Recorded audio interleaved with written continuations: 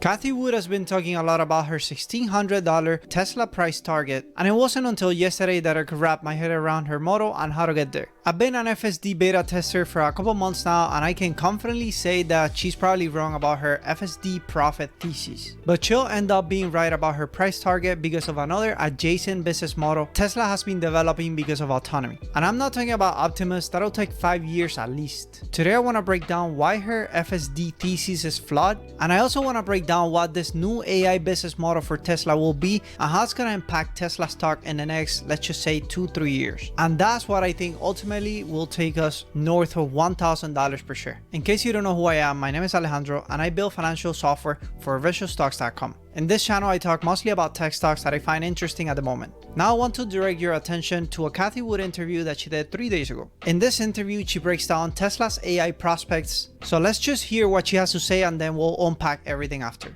Would you be poised to lessen exposure to Tesla as you increase exposure to AI chat GPT plays?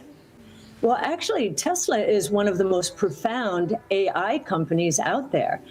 It is not an auto company. It is a technology company.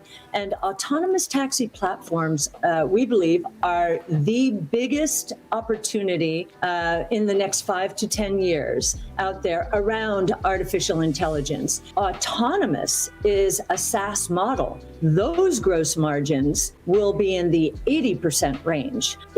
So our target price for Tesla, at least the published one right now, is in the $1,500 to $1,600 range. Wow. From roughly 200 today. A third of that, roughly, will come just from the electric vehicles. The rest of it will come from AI. So according to Cathie, about $500 will come from the auto business, which would already double Tesla stock from now. But she claims the rest will come from Tesla AI in the form of FSD mainly. And that is true that FSD would be an 80% margin business, sort of like any SaaS company. Because unlike Uber, Tesla wouldn't have to pay drivers. They would just have to give it a cut to the people who own the cars in case Tesla doesn't control the fleet directly. And that is a very profitable business, but the problem with that is that FSD is just not good enough. I know a lot of Tesla bulls right now are hoping that FSD will be a main contributor to revenue for Tesla pretty soon, but I'm here to tell you after months of just testing this every single day, Tesla's not even close. And I'm not saying Tesla FSD is bad or anything, it's actually pretty amazing technology. I use it all the time, but the level of reliability that you need for an unsupervised service like Tesla FSD to just operate on its own is just way higher than what we have right now, way higher. If you take into account these engagements, I would say it's probably a couple orders of magnitude lower. Do note that I drive this mostly in Miami, so I would imagine if you drive it in California, it's gonna be much better because that's where they test it all the time. But for SSD to work, it has to work everywhere, not to mention places like Europe, which is even more difficult. So this tech will need a lot more refinement. Here's the thing though, Tesla actually doesn't need a robotaxi fleet to actually make money from FSD. That'll be the golden goose case scenario as Cathie Wood describes it. But the silver goose case scenario is what we have already, which is a subscription for $199 a month. And the take rate on that is about 19%. Tesla could even make money on this before we even get to any robotaxi situation. This already works today and people already buy it. If you double the reliability and instead of $199, you make it $99, you essentially could get 40 to 50% take rate overnight. It's that good already because as a driver assistant, it's the best in the market. It's like not even close. And that is also 80% margins, same SaaS business. So if they get to 50% take rate on a 7 million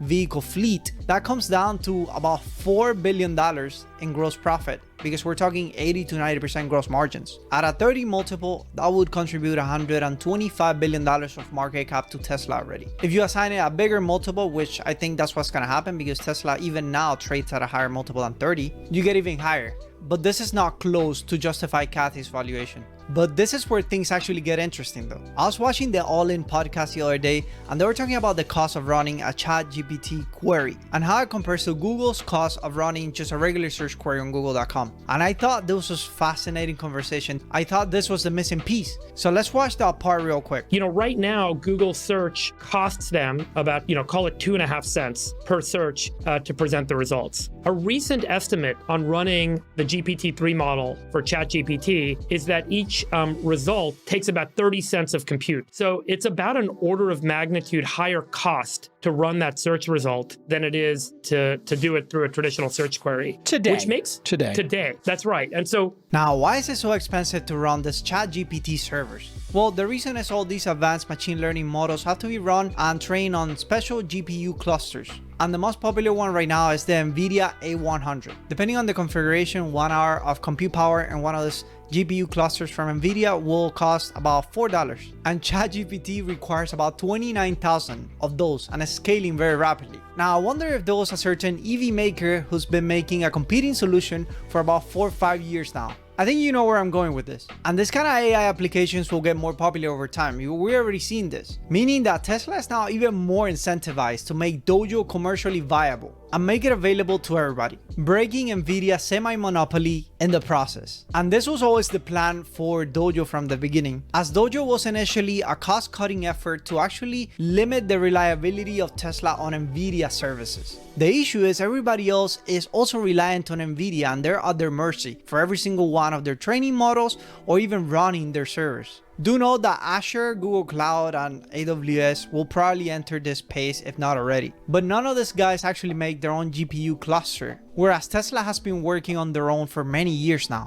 The only problem is that it has not been commercially viable as compared to what NVIDIA has. I mean, NVIDIA has been doing this for decades. But this would overnight give Tesla a comparable business model to what a robotaxi network would do in itself, on 80% margins as well. Because after you factor the capex, the rest is just pure software as a service, 80-90% margins. And this, my friends, is what takes us north of $1,000 per share. So Cathie Wood will end up being correct, but it won't be the FSD robotaxi thesis that gets us there. But because of the FSD robotaxi effort, we will have Dojo. But we do not need robotaxis for this to happen. Nobody has been able to figure out FSD, but a number of players have already figured out the GPU training model. And I'm pretty sure Tesla can figure out this too. This is similar to Starlink, because in a sense the capabilities that help us put astronauts in the International Space Station are very good for making internet satellite for everybody. And Dojo will be just as powerful of a business mode, but it'll be half as difficult as putting people in space. And Cathie's price target will be reached, just not entirely on the robotaxi revolution.